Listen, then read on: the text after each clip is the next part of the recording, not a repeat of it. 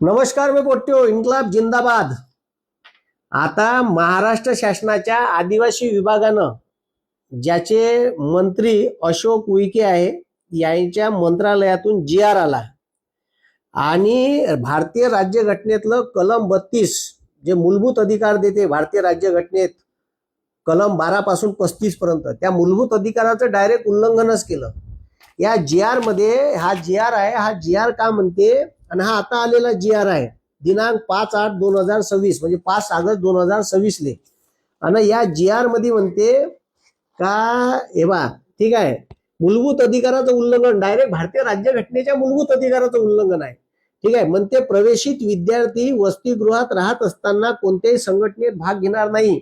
म्हणजे याच्यानंतर आदिवासी विद्यार्थ्यावर कोणताही अन्याय अत्याचार झाला तर तो आंदोलन करता येणार नाही, त्याले कोणत्याही संघटनेत सहभागी होता येणार नाही. मग ते आता काही पोरं बिरसा ब्रिगेडमध्ये काम करतात शिक्षण घेता घेता, काही पोरं इंडिजिनियस स्टुडंट असोसिएशन मध्ये काम करतात, काही पोरं आपल्या अनेक आदिवासी संघटनांमध्ये काम करतात आणि त्या संघटनेच्या मार्फत ते आपल्या वेदना, आपल्या भावना, आपल्यावर होणारे अन्याय मांडत असते सरकारच्या समोर. आणि सरकार म्हणते का तुम्हाला संघटनेतच भाग घेता येणार नाही. म्हणजे मला वाटते अशोक उईके यायचं वरचं हेड गेलं आहे, यायनं राज्यघटना बरोबर वाचलेली नाही. तुम्ही राज्यघटना वाचा आणि राज्यघटनेत डायरेक्ट म्हटलं आहे का मूलभूत अधिकाराचं उल्लंघन करणारा, ठीक आहे, करणारा कोणताही जी आर, कोणताही आदेश, अधिनियम, पोटनियम आणि कायदा भारतातल्या कोणत्या सरकारले आणि सरकारी डिपार्टमेंटले काढता येत नाही. हे जर समजत नसेल तर माझ्याकडून शिकून घ्या म्हणा राज्यघटना. त्या RSSच्या हाफचड्डीवर बसून नाही शिकता येत ते. ठीक आहे, त्या अशोक उईकेले का समजते का नाही समजत का माहीत. दुसरी गोष्ट, आता धारणी इथं 100 पोरायले अन्नातून विषबाधा झाली. आता त्याचा व्हिडिओ पाहायचा आहे, ह्या व्हिडिओ पहा तुम्ही. ज्या व्हिडिओमध्ये तिथं पोरं पहा, त्या आदिवासी आश्रम साहेब कशा पद्धतीनं पाणी पित आहे, त्याच्या पोळ्या पहा कुठं ठेवल्या आहे, तिची स्वच्छता पहा. मी तर म्हणतो का ठीक आहे, अन्न व प्रशासन विभागाचे जे प्रमुख आहे आता तुकाराम मुंडे साहेब, यायनं आदिवासी आश्रम शाळेवर धाडा टाका तुम्ही. हाँ वीडियो पा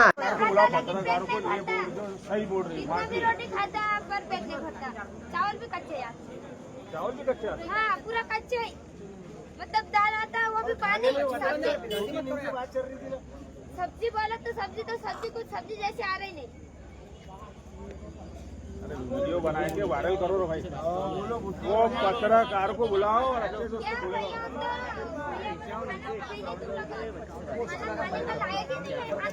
अरे मलिक को फोन लगाया, त्या गोर गरीब आदिवासी पोराचे मुद्दे कोणी मांडले नाही म्हणून त्याला कसंही चालते, कच्चा भात, ठीक आहे, अया पडलेलं अन्न. आणि हे व्हिडिओतून पाहता, व्हिडिओ पाहून घ्या. आता तुम्ही मला सांगा, हा व्हिडिओ पाहिल्याच्या नंतर तुम्हाला खरंच वाटेल का नाही विषबाधा होईल का? 100 पोरायला विषबाधा झाली. आणि या जी आर मध्ये ठीक आहे, अशोक उईकेचं मंत्रालय काय म्हणते माहित आहे? आता पहा, ठीक आहे, अशोक उईकेचं मंत्रालय म्हणते का आई वडिलांना, तेव्हा तुम्हाला दाखवतो कुठे गेलं ते. हा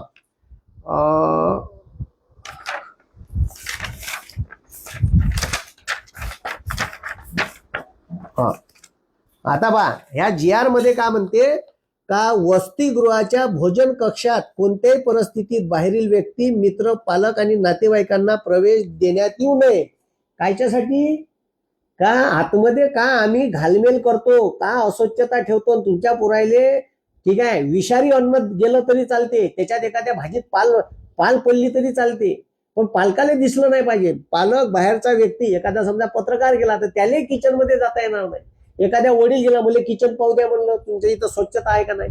काहून तुम्ही पालकाचा हे अधिकार नाही का आपल्या पुरायले कसं अन्न देते, ठीक आहे, आणि कोण्या पद्धतीचं तुम्ही खाऊ घालून राहिले, हा पालकाचा अधिकार आहे.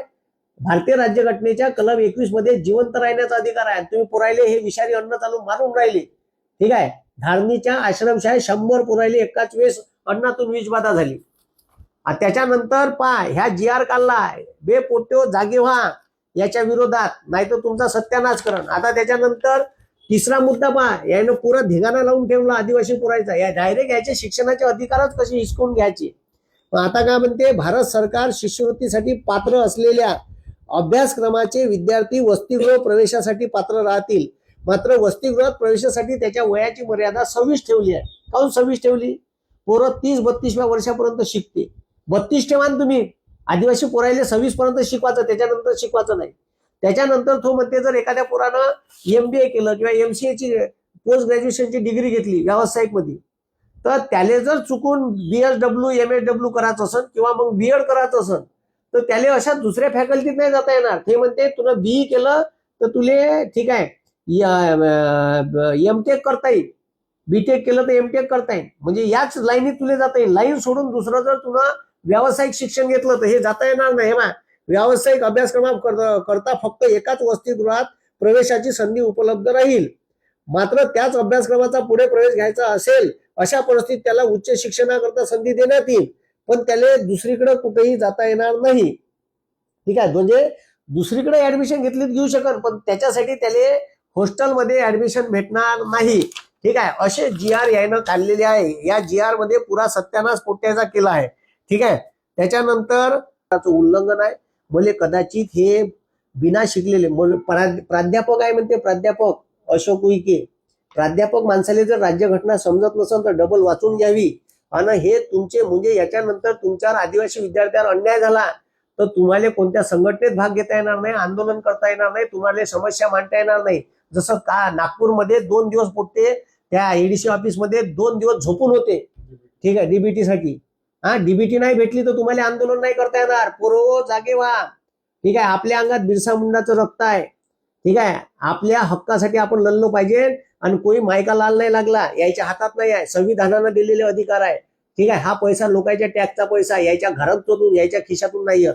ठीक आहे, त्याच्यामुळे जर असे मुद्दे हे GR मधून मांडत असेल तर हे अजिबात ठीक आहे. त्याच्यानंतर का म्हणते पहा, ठीक आहे, की त्याच्यानंतर म्हणते का पोरायले प्रसार माध्यमाच्या समोर बाईट देता येणार नाही. हे पहा, कोणतेही प्रसार माध्यमाकडे तक्रारी संबंधी निवेदन देता येणार नाही. वसतिगृहात गटबाजी, विद्यार्थ्यांच्या प्रशासनाविरुद्ध भडकवणे, ठीक आहे, त्यांच्यावर दबाव आणणे आणि संपादकता प्रवृत्त करणे यावर बंदी राहील. हे डायरेक्ट मूलभूत अधिकाराचं उल्लंघन आहे.